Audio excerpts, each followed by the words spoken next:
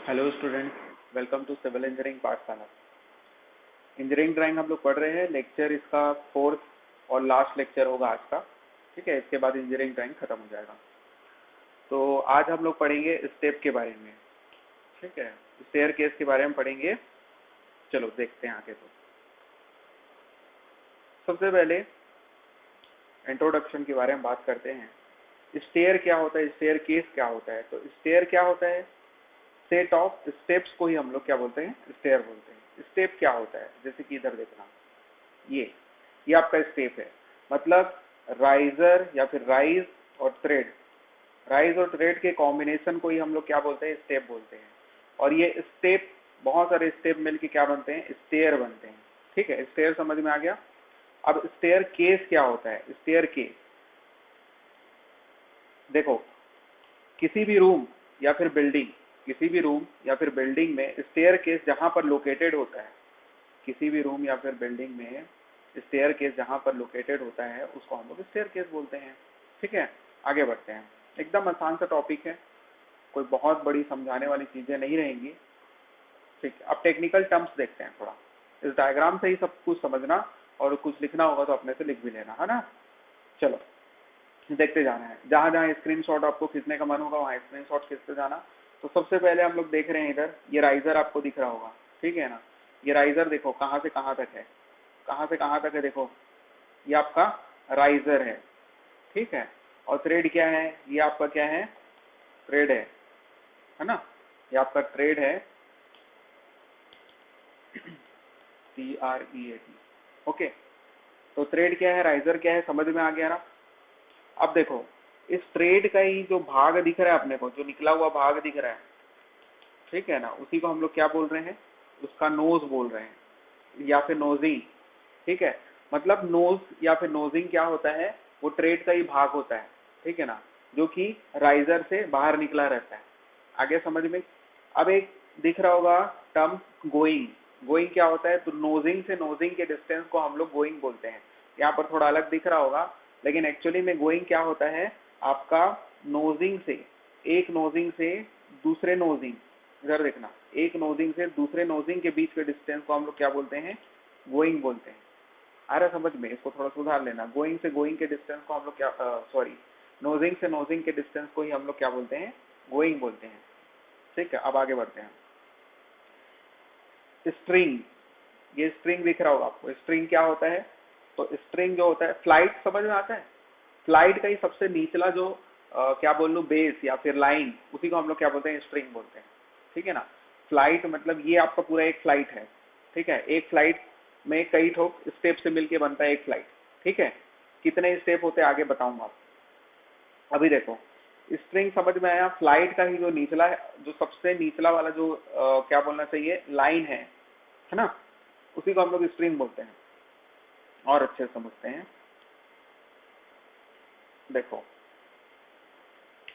ये जो थ्रेड दिख रहा है, थ्रेड का जो पिछला हिस्सा होता है, देखो पॉइंट बनाते जा रहा हूं मैं, और उसी पॉइंट को अगर मैं मिलाऊंगा, रेड कलर में दिख रहा होगा आपको, उसी पॉइंट को मैं मिला रहा हूं, है ना।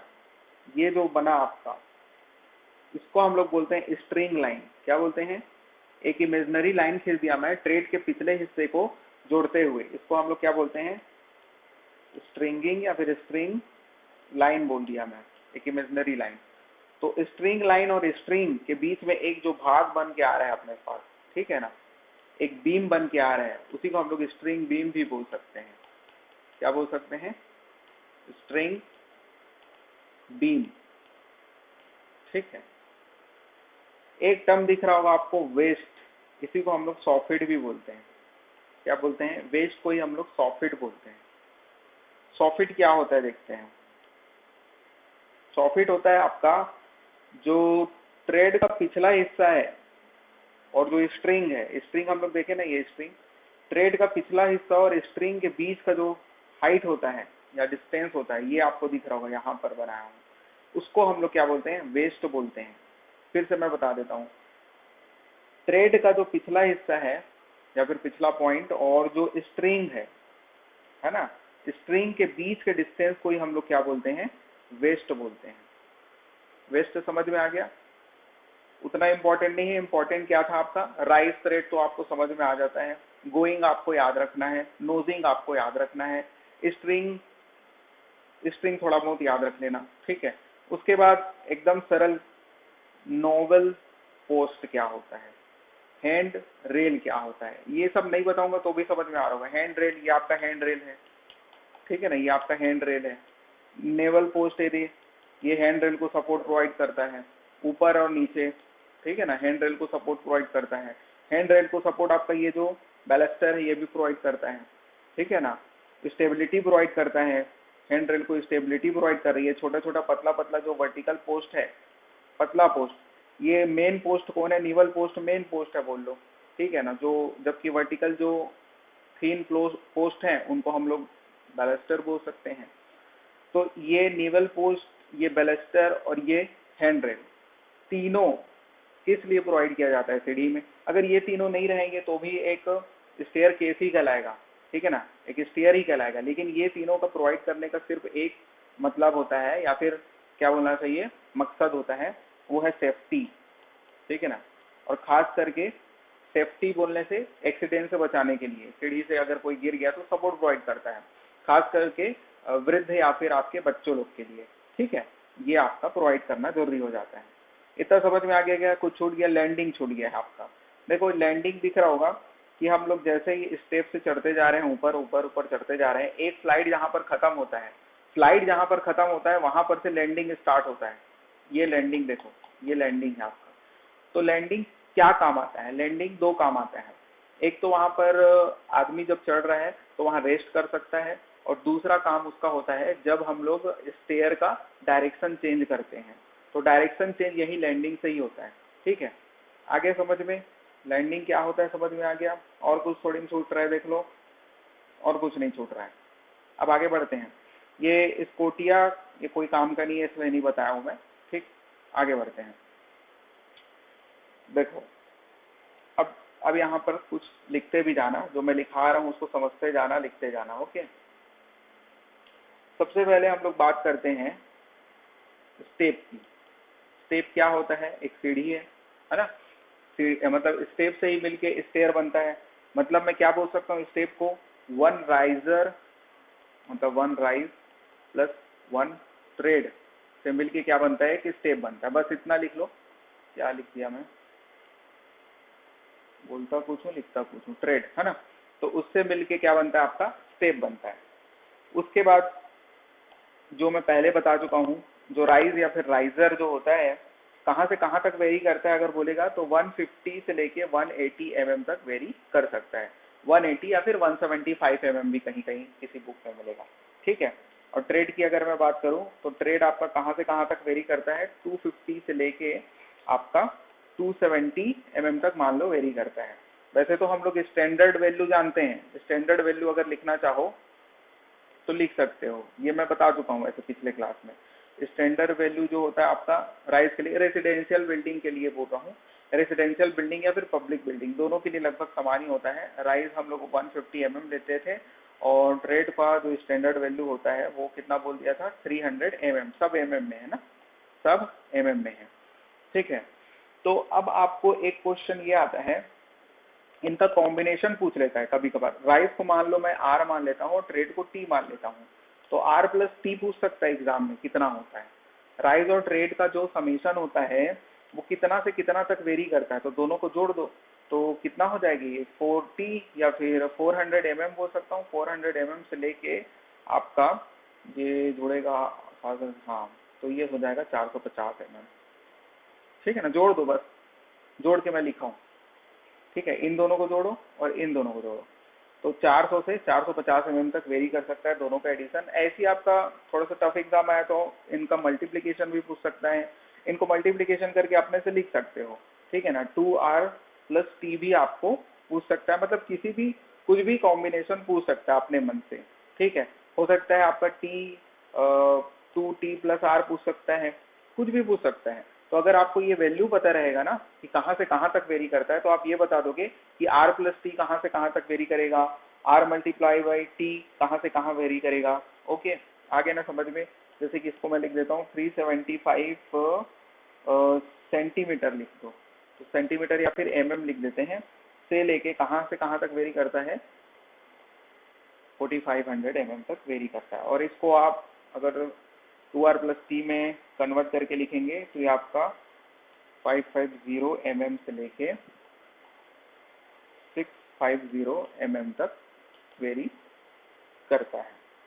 ठीक है, आगे समझ में? चलो आगे बढ़ते हैं।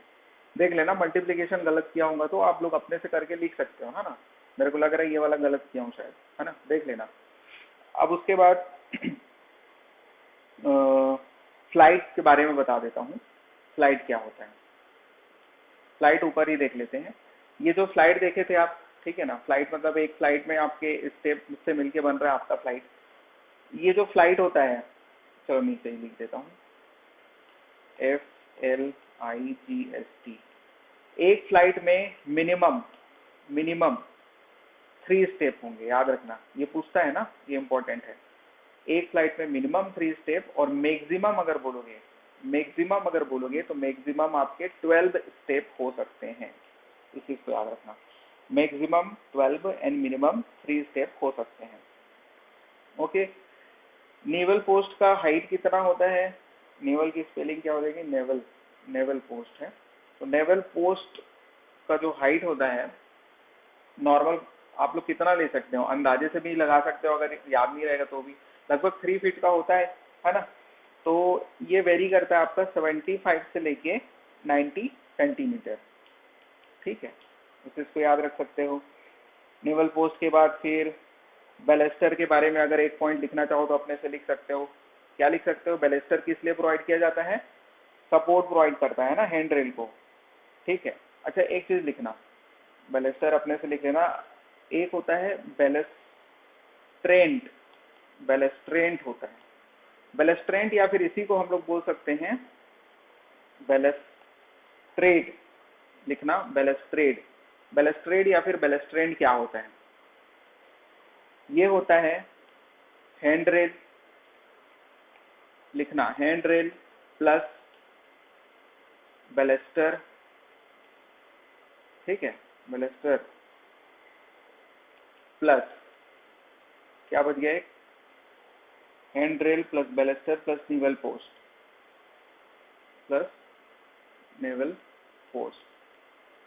ठीक है, इन तीनों के कॉम्बिनेशन को या फिर इन तीनों के मिलने से ही जो बनता है उसको बैलेस्ट्रेड बोलते हैं। ठीक है, इसी अरेंजमेंट को ही क्या बोला जाता है? बैलेस्ट्रेड बोला जाता है।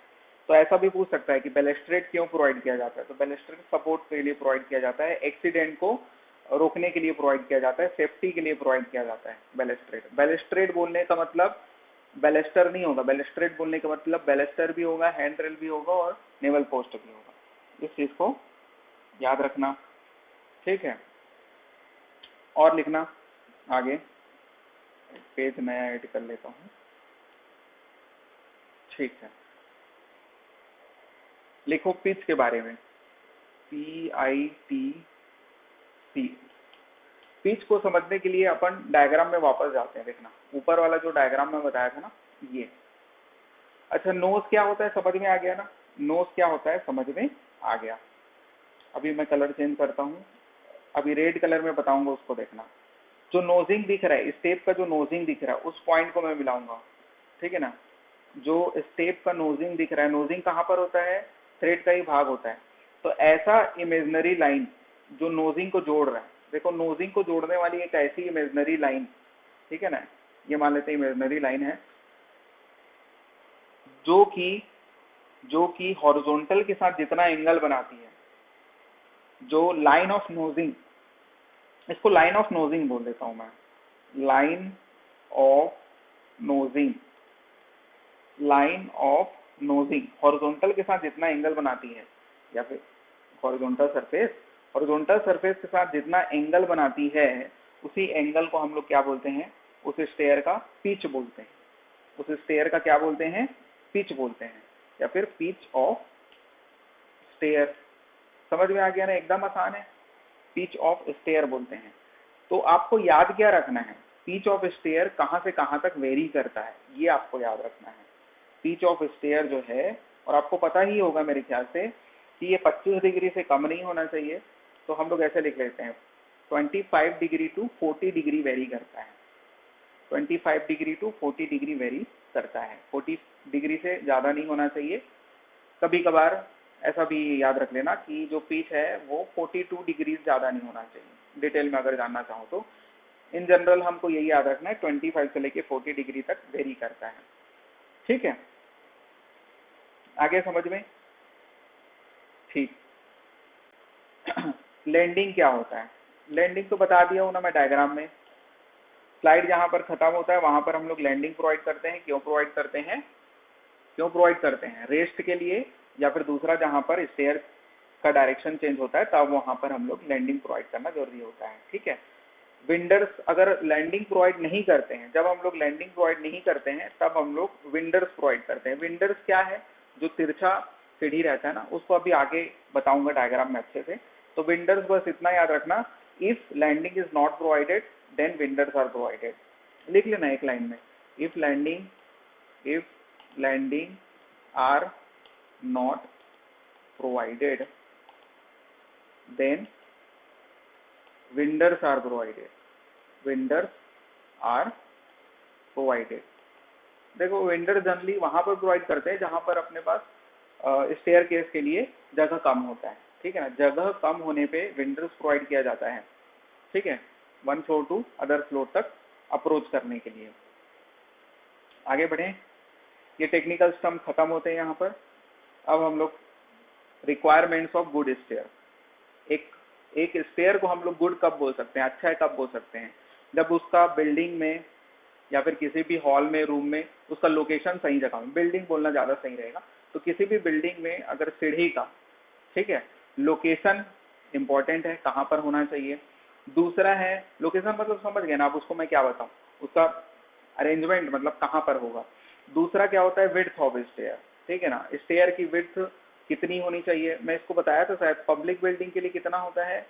पब्लिक बिल्डिंग के लिए 1.8 मीटर होता है, ठीक है। नहीं बताया था तो लिख लेना, पब्लिक बिल्डिंग के लिए 1.8 मीटर, और जबकि रेसिडेंशियल बिल्डिंग के लिए लगभग 1 मीटर बताया था। रेसिडेंशियल ही ज़्यादा इंपॉर्टेंट है हमारे लिए, तो रेसिडेंशियल बिल्डिंग के लिए लिख लेना 1 मीटर, और कभी कभी 0.9 मीटर भी मिलता है, मतलब लगभग 3 फीट, ठीक है। तो ऐसे लिख लो 0.9 to 1 metre, 1 metre to 0.9 metre, या फिर 3 फीट लिख लेना, ठीक है, ब्रैकेट में। तो कम से कम 3 फीट तो होना ही चाहिए। लेंथ ऑफ फ्लाइट, अब लेंथ ऑफ फ्लाइट भी इंपॉर्टेंट है। लेंथ ऑफ फ्लाइट करने का मतलब उसका लेंथ मेजरमेंट नहीं है, लेंथ ऑफ फ्लाइट कहने का मतलब वही है कि एक फ्लाइट में मैक्सिमम 12 स्टेप होते हैं, जो मैं पीछे बताया, और मिनिमम 3 स्टेप होने चाहिए, ये कहने का मतलब है उसका। उस हिसाब से उसका जो भी लेंथ आएगा। Pitch of stair, pitch of stair अभी मैं जस्ट बताया पीछे कि जो स्टेयर का पीच है वो क्या होता है और कितना होना चाहिए, 25 टू 45 डिग्री। ज़्यादा होगा या फिर कम होगा तो दोनों ही केस में अनकंफर्टेबल है। कम हो गया तो अनइकोनॉमिकल हो जाएगा, और ज़्यादा हुआ तो अनकंफर्टेबल हो जाएगा, है ना। हेड रूम की बात करते हैं। अच्छा, head room, head room normal भाषा में समझोगे तो सीढ़ीज जब ऊपर जाते हैं तो ऊपर वाला जो फ्लाइट है या फिर ऊपर वाला जो स्ट्रक्चर है वो हमारे सर से कितना ऊंचा है, ठीक है ना। तो कितना ऊंचा होना चाहिए ताकि अपने को क्या बोलना चाहिए, मतलब ट्रांसपोर्टेशन, या अगर किसी चीज का हम लोग क्या कर रहे हैं, उस सीढ़ी से ले जा रहे हैं, ठीक है ना। मान लेते हैं अलमारी ले जा रहे हैं सीढ़ी से, तो वो आसानी से चले जाए। कोई सा भी सामान ले जा रहे हैं मतलब, या फिर खुद जा रहा है। अब कोई 7 फीट का आदमी आ गया, ठीक है, तो वो क्या हो जाएगा, ऊपर टकरा जाएगा उसका। अभी नीचे मैं बताऊंगा, अच्छे समझ में आएगा। उसके बाद स्टेप डायमेंशन। स्टेप डायमेंशन मतलब स्टेप जो होता है राइज और थ्रेड से मिलके बनता है, जानते हैं। तो राइज कितना होना चाहिए, थ्रेड क्या होना चाहिए, वो पीछे हम लोग पढ़ चुके हैं। उसके अलावा मटेरियल ऑफ कंस्ट्रक्शन। अब देखो मटेरियल ऑफ कंस्ट्रक्शन आप लोग जानते हैं कि जनरली कंक्रीट का हो सकता है, या फिर आपके वुडन के स्टेप हो सकते हैं, या फिर और किसका हो सकता है, आयरन या फिर स्टील वगैरह का स्टेप हो सकता है। तो ये सब मटेरियल ऑफ कंस्ट्रक्शन है, ये सब के बारे में उतना जानना नहीं है। अभी हम लोग हेड रूम को मैं नीचे बता रहा हूँ, उसको देखना ध्यान से, नीचे दिया है कि नहीं। हाँ, तो हेड रूम देखो, हेड रूम दिख रहा होगा आपको। ये बोल रहा है कि 6 से 8 फीट कम से कम होना चाहिए। 6 फीट थोड़ा कम हो जाता है, इन जनरल याद रखना 2.1 मीटर कम से कम होना चाहिए हेडरूम। 2.1 मीटर मतलब होता है 7 फीट, तो 7 से 8 फीट ज्यादा सही रहेगा। इसमें क्या लिखा है, अच्छा 6 फीट 8 इंच लिखा है, सॉरी मैं उसको 6 से 8 फीट सोच रहा था, तो 6 फीट 8 इंच लिखा है, तो ठीक है 6 फीट 8 इंच। तो 2.1 मीटर इन जनरल याद रख सकते हो, कम से कम 7 फीट होना चाहिए, है ना। चलो हेडरूम समझ में आ गया ना, डायग्राम देख के समझ में आ गया होगा। आगे बढ़ते हैं, ये सबसे इंपॉर्टेंट होता है हमारे लिए, टाइप्स ऑफ स्टेयर। स्टेयर के प्रकार जो होते हैं, स्ट्रेट स्टेयर होता है, टर्निंग स्टेयर होता है, और उसके अलावा कौन सा स्टेयर दिख रहा है, कंटिन्यूअस स्टेयर दिख रहा है। ठीक है, इसको समझते हैं। कंटिन्यूअस स्टेयर होता है, सबसे पहले स्ट्रेट स्टेयर को देखते हैं। स्ट्रेट स्टेयर मतलब समझ गया ना, सीधा ऊपर चढ़े जा रहे हैं, चढ़े जा रहे हैं, चढ़े जा रहे हैं। लेकिन क्या होता है कि एक फ्लाइट में कम से कम कितना होना चाहिए, 12 ही होना चाहिए। एक फ्लाइट में मैक्सिमम 12 स्टेप होना चाहिए। वही आपका क्या हो गया, स्ट्रेट फ्लाइट हो गया। डबल स्ट्रेट फ्लाइट क्या होता है, या फिर डबल फ्लाइट क्या होता है, जैसे हम लोग वैसे ही ऊपर चढ़ रहे हैं, ठीक है, ऊपर चढ़े और उसके बाद फिर क्या मिला अपने को, एक मिनट अच्छे से बना देता हूँ। ऊपर चढ़ रहे हैं,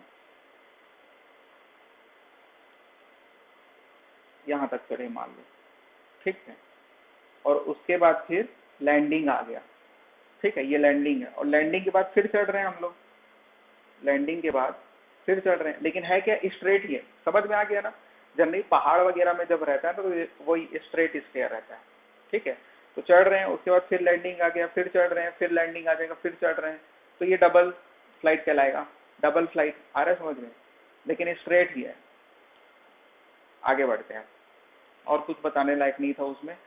quarter turn stair, half turn stair, इसको नीचे स्लाइड में अच्छे से बताऊंगा, लेकिन यहाँ पर मैं वन लाइनर बता देता हूँ सबके बारे में, ठीक है।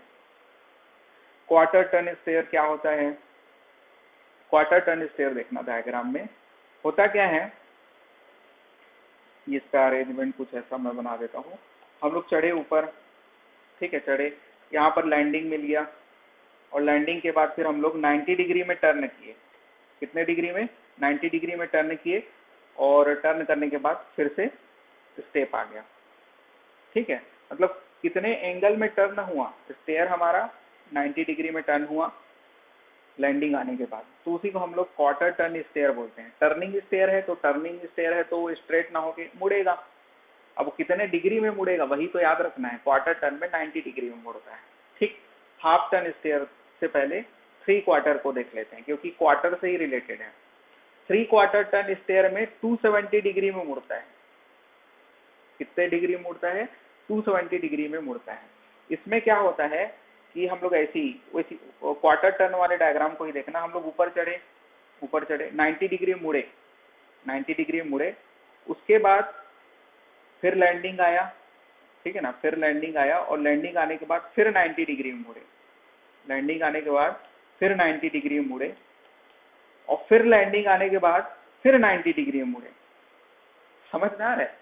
देखो क्या किए कि एक बार 90 डिग्री मुड़े, 2 बार 90 डिग्री मुड़े, और 3 बार 90 डिग्री मुड़े, तो कितना हो गया, 270 डिग्री हो गया। इसीलिए तो इसको 3 क्वार्टर टर्न बोलते हैं। 1 क्वार्टर टर्न या फिर जो क्वार्टर टर्न स्टेयर था, टर्निंग स्टेयर था, उसमें सिर्फ 90 डिग्री में मुड़ रहे थे, जबकि इसमें क्या कर रहे हैं, 3 बार 90 डिग्री में मुड़ रहे हैं, तो ये 3 क्वार्टर टर्न हो गया। एकदम आसान है, ठीक है ना, एकदम आसान है। इसको मैं डाल रहा हूँ। अब हाफ टर्न स्टेयर के बारे में पढ़ते हैं। देखो हाफ टर्न स्टेयर को कई बार एग्जाम में पूछा है। हाफ टर्न स्टेयर को ही हम लोग डॉग लेग्ड स्टेयर भी बोलते हैं, डॉग लेग्ड स्टेयर भी बोला जाता है। डॉग का लेग कैसे होता है, ये डॉग का लेग बनाऊं तो ऐसा कुछ होता है क्या, अरे एक मिनट, ये ऐसा टाइप का डॉग का लेग होता है, तो बस ये ऐसे ही दिखता है, इसलिए इसको डॉग लेग्ड स्टेयर बोलते हैं। ऐसा क्यों दिखता है, देखते हैं ऐसा क्यों दिखता है। अगर इसका टॉप व्यू, अच्छा टॉप व्यू ही बना रहा हूँ ना, देखो इस तरह का स्टेयर जो होता है, हाफ टर्न स्टेयर होता है 180 डिग्री में मुड़ने वाला। अच्छा थोड़ा सा इसको सुधार लेना जो मैं बोला हूँ। डॉग लेग्ड स्टेयर एक्चुअली में हाफ टर्न स्टेयर का एक प्रकार है।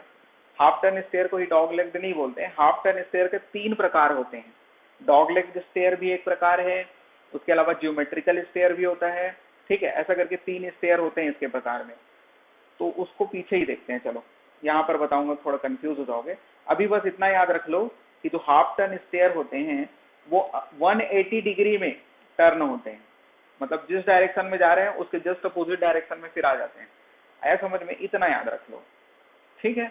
90 डिग्री, 180 डिग्री, 270 डिग्री, ठीक है। बाइफर्केटेड स्टेयर को ऐसा समझ सकते हो जैसे कि हम लोग जनरली मूवीज वगैरह में देखते हैं तो बड़ा सा सीढ़ी दिखता है, ऐसा मान लो ये ऐसा सीढ़ी है, और ये सीढ़ी फिर दोनों डायरेक्शन में जाता है, इधर भी जाता है, लेफ्ट भी जाता है और राइट भी जाता है, ऐसा करके। अरे समझ में? ऐसे अप गए ऊपर, और ऊपर जाने के बाद यहाँ बड़ा सा लैंडिंग मिला, और यहाँ से फिर हम लोग दोनों डायरेक्शन में जा रहे हैं, वही बाइफर्केटेड स्टेयर है, ठीक। आगे समझ में? और उसके बाद हम लोग समझते हैं सर्कुलर, ठीक है। कंटिन्यूअस स्टेयर में पहला जो है सर्कुलर स्टेयर है। एक्चुअली में सर्कुलर और स्पाइरल जो स्टेयर है ना, वो दोनों को एक ही में लिखना था, क्योंकि दोनों एक ही है, अलग अलग नहीं है। सर्कुलर स्टेयर को ही हम लोग स्पाइरल स्टेयर भी बोल सकते हैं। स्पाइरल मतलब समझ लो स्प्रिंग जैसा, ऐसा बोलने समझ में आ गया होगा। स्प्रिंग ऐसा ही होता है ना, बस ऐसा स्टेयर देखे भी होंगे। तो उसी को हम लोग क्या बोलते हैं? सर्कुलर स्टेयर या फिर स्पाइरल। स्पाइरल तो समझ में आ गया, स्प्रिंग जैसे। सर्कुलर क्यों बोलते हैं स्पाइरल स्टेयर को? क्योंकि ऊपर से जब देखोगे ना, इसी स्टेयर को जब ऊपर से जब देखोगे तो आपको गोल दिखाई देगा, ऐसा करके। समझ में आ रहा है? ऐसा करके गोल दिखाई देगा, इसीलिए इसको हम लोग क्या बोलते हैं? इसीलिए इसको हम लोग क्या बोलते हैं? सर्कुलर स्टेयर भी बोलते हैं। अब हेलिकल स्टेयर क्या होता है? हेलिकल लास्ट, देखो एकदम आसान भाषा में समझाने की कोशिश कर रहा हूं मैं, ठीक। ये जो स्प्रिंग है ना, मतलब जो स्पाइरल स्टेयर है, क्या क्या सेलेक्ट हो जा रहा है, हाँ, जो आपका स्पाइरल स्टेयर है, मतलब स्प्रिंग है, नॉर्मल समझो, जो स्प्रिंग है, स्प्रिंग को खींच दो, स्प्रिंग को खींच दोगे तो कैसा कुछ हो जाएगा? ऐसा हो जाएगा। तो इसी टाइप के स्टेयर को हम लोग क्या बोलते हैं? हेलिकल स्टेयर बोलते हैं। एकदम आम भाषा में अभी समझ लो, पीछे जो अभी स्लाइड देखेंगे उसमें भी समझते जाना, ठीक है। हेलिकल स्टेयर क्या है? तो हेलिकल स्टेयर, स्पाइरल स्टेयर जो है या फिर स्प्रिंग जो है, उसको खींचने के बाद जिस प्रकार का अरेंजमेंट बनेगा ना सीढ़ी। आगे बढ़िए आप, चलो एक एक करके देखना। देखो सबसे पहले तो मैं जो टाइप्स ऑफ स्टेयर था उसमें स्ट्रेट स्टेयर यहीं का यहीं खत्म कर दिया हूँ, ठीक है, उसका कोई फ्लाइट नहीं है। सिंगल फ्लाइट होता है, डबल फ्लाइट होता है, ठीक है ना। सिंगल फ्लाइट में आपका क्या रहेगा? सिर्फ एक ही फ्लाइट में स्टेप रहेगा, और डबल फ्लाइट में क्या रहता है? दो फ्लाइट रहेगा, मतलब एक लैंडिंग एक्स्ट्रा रहेगा और कुछ नहीं है। और जबकि टर्निंग स्टेयर हम लोग अभी पढ़ेंगे, ठीक है। टर्निंग में सबसे पहले quarter turn stair. Quarter turn stair में क्या बताया था? 90 डिग्री में मुड़ जाता है। तो यहाँ देखो ऊपर चढ़े हम लोग, और उसके बाद इधर 90 डिग्री में वो क्या हो गया? टर्न हो गया। आपको टॉप व्यू भी दिख रहा होगा, एकदम आसान, ठीक है। अच्छा, कभी कभार क्या होता है, यहाँ पर ये आपको लैंडिंग दिख रहा है, लैंडिंग दिख रहा है। मैं क्या बोला था? जब लैंडिंग नहीं प्रोवाइड करते तो क्या प्रोवाइड करते हैं? विंडर्स प्रोवाइड करते हैं, विंडर्स। इसका पीछे में डायग्राम दिखेगा, तो देख लो। देखो जो लिखा है उसको पढ़ लेना, वैसे कोई काम का नहीं है, अपने लिए बस पहचानने आना चाहिए, ठीक है। कितने डिग्री में टर्न होता है वो समझ में आना चाहिए, और टॉप व्यू देख के समझ में आना चाहिए कि ये कौन सा स्टेयर है। कभी कभार डायग्राम ही दे देता है और पूछ देता है कि ये कौन सा स्टेयर है बताओ करके, ठीक है। तो वो चीज अपने को समझ में आना चाहिए। तो विंडर्स क्या होता है अभी पीछे देखते हैं। लैंडिंग की जगह में हम लोग विंडर प्रोवाइड कर देते हैं। तो ये वाला जो डायग्राम दिख रहा है आपको, ठीक है, इसमें आपको विंडर्स दिख रहा होगा। समझ में आ गया विंडर क्या होता है? देख के समझ में आ गया होगा। जब हम लोग लैंडिंग की जगह में स्टेयर ही प्रोवाइड कर देते हैं, तो ये एक स्टेयर, दो स्टेयर मुड़ने के लिए, ऐसा, ठीक है ना। तो ऐसे स्टेयर को ही हम लोग क्या बोलते हैं? जो कि ट्रायंगुलर शेप में होते हैं बोल सकते हो, ऐसे स्टेयर को ही हम लोग विंडर्स बोलते हैं। ओके, आगे बढ़ते हैं अब। 3 क्वार्टर टर्न स्टेयर। अब मैं क्या बोला था? जो क्वार्टर टर्न स्टेयर होता है वो 3 बार बोल दो मतलब समझ गया ना। एक बार 90 डिग्री में मुड़ेगा, फिर 2 बार 90 डिग्री में, फिर 3 बार 90 डिग्री में। वैसे डायग्राम में आपको 2 ही बार दिख रहा होगा, ठीक है। यहाँ से हम लोग क्या किए? ऊपर चढ़े, या फिर इधर से ऊपर चढ़े, जिधर से भी, और उसके बाद फिर हम लोग क्या किए? एक बार 90 डिग्री टर्न किए, 2 बार 90 डिग्री टर्न किए, और तीसरे बार एक और होगा जो नहीं दिया है, ठीक है ना। तभी ना 270 डिग्री बनेगा। आगे समझ में? तो कितना डिग्री होगा? 270 degree is known as the 3 quarter turn stair, ठीक है ना। आगे बढ़े, चलो अब हाफ टर्न स्टेयर में आते हैं। हाफ टर्न स्टेयर में 3 प्रकार का होता है बोला था, ध्यान देना। डॉग लेग स्टेयर बोला था, ओपन न्यूअल स्टेयर होता है, और ज्योमेट्रिकल स्टेयर होता है। ओके, इसको एक एक करके समझते हैं। डॉग लेग स्टेयर क्या होता है? ये आपको डॉग लेग स्टेयर दिख रहा होगा। ठीक है, डॉग के लेग की तरह दिख रहा है, इसको देखो 3D वाले को देखोगे तो थोड़ा सा दिखेगा डॉग के लेग की तरह, है ना। तो इसलिए क्या बोलते हैं इसको, डॉग लेग स्टेयर बोलते हैं। 180 डिग्री में ही टर्न हो गया, ऊपर गए और उसी डायरेक्शन में फिर ऊपर भी आ गए। आ रहे समझ में, जिस डायरेक्शन में ऊपर गए उसी डायरेक्शन में वापस टर्न हो गए 180 डिग्री में, इसलिए इसको क्या बोल रहे हैं, 180 डिग्री टर्न स्टेयर। 180 डिग्री में टर्न होता है स्टेयर, और इसको डॉग लेग स्टेयर भी बोलते हैं। इसका टॉप व्यू आपको दिख रहा होगा, ठीक है, ये इसका क्या है, टॉप व्यू है।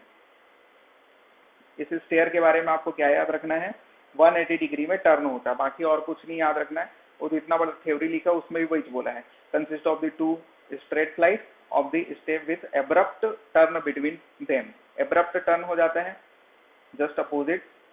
ओके, चलो आगे बढ़े।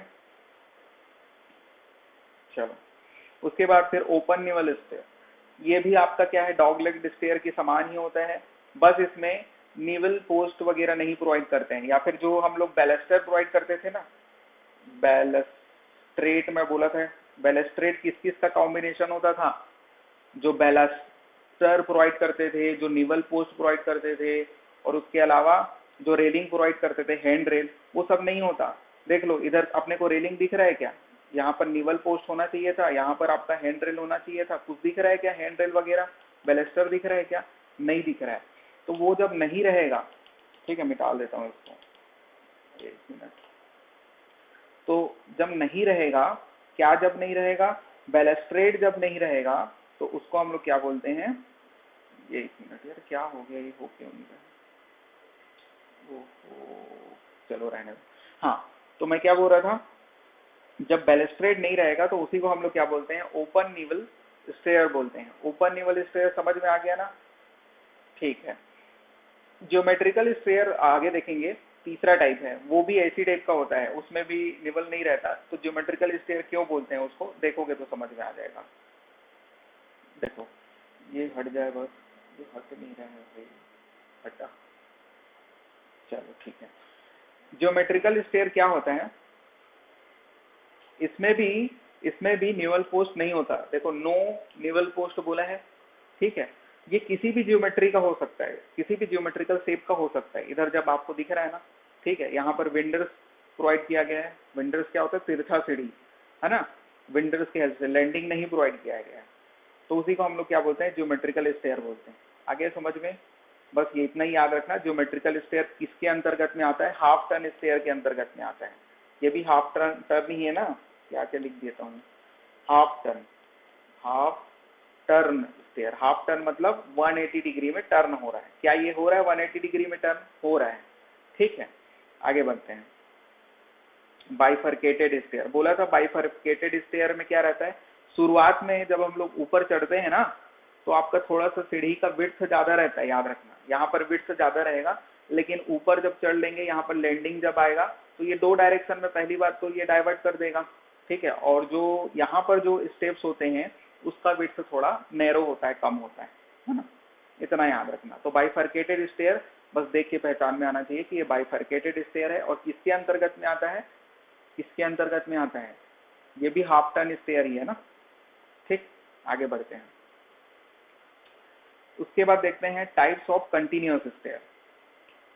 ये लास्ट टाइप है आपका कंटिन्यूअस स्टेयर। कंटिन्यूअस स्टेयर में सर्कुलर या फिर इसी को स्पाइरल स्टेयर भी बोलते हैं, बताया था, और एक होता है हेलिकल स्टेयर, ठीक है। तो आगे बढ़ते हैं। सर्कुलर एंड स्पाइरल स्टेयर आपको दिख रहा होगा, सर्कुलर स्पाइरल स्टेयर देख के समझ में आ गया होगा, ठीक है। इस प्रकार का स्टेयर को हम लोग सर्कुलर क्यों बोलते हैं, तो टॉप व्यू से जब देखोगे तो सर्कुलर दिखेगा। और एक चीज और याद रख लेना कि इस तरह का जो स्टेयर होता है उतना ज्यादा कंफर्टेबल नहीं होता, थोड़ा अनकंफर्टेबल होता है, ठीक है। जहां पर अपने पास जगह की कमी होती है ना, तो वहां इसी तरह का स्टेयर हम लोग प्रोवाइड करते हैं, ठीक है, देखे भी होंगे। आगे बढ़े, अगर पढ़ने का मन होगा तो पढ़ लेना, वो कोई काम का नहीं उतना। Continuous stair, helical stair. देखो हेलिकल स्टेयर में क्या बोला था आम भाषा में, स्प्रिंग को खींच दो, ठीक है, ऊपर वाला स्प्रिंग था, अब स्प्रिंग को थोड़ा सा और खींच दिए, तो ये क्या बन गया आपका, हेलिकल स्टेयर बन गया, ठीक है। आगे देख के समझ में, ये हेलिकल स्टेयर है, ये इसका प्लान है, ये इसका एलिवेशन है, बस इसमें और कुछ जाने की जरूरत नहीं है। ये भी थोड़ा सा अनकंफर्टेबल रहता है, ओके। अब हम लोग आज का लास्ट टॉपिक पढ़ लेते हैं, जो कि है आपका projection view, sorry perspective view, heading डालना पर्सपेक्टिव व्यू। पर्सपेक्टिव व्यू को ही हम लोग क्या बोल सकते हैं, पर्सपेक्टिव व्यू के टाइप्स लिखना, perspective view types of 3 dimensional view. तो पर्सपेक्टिव व्यू या फिर 3 डायमेंशनल व्यू के टाइप्स क्या क्या हैं उसको लिखना। टाइप्स नाम याद होना चाहिए कम से कम।